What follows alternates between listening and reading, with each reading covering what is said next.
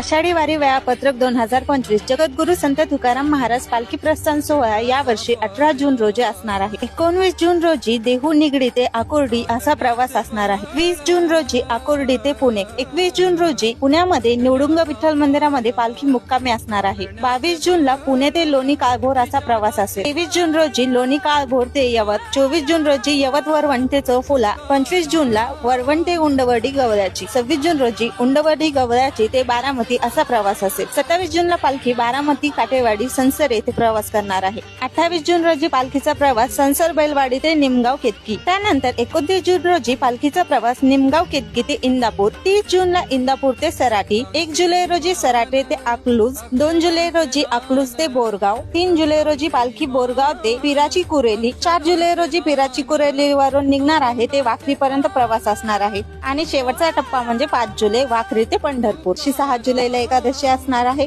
आणि 10 जुलैला परतीचा प्रवास।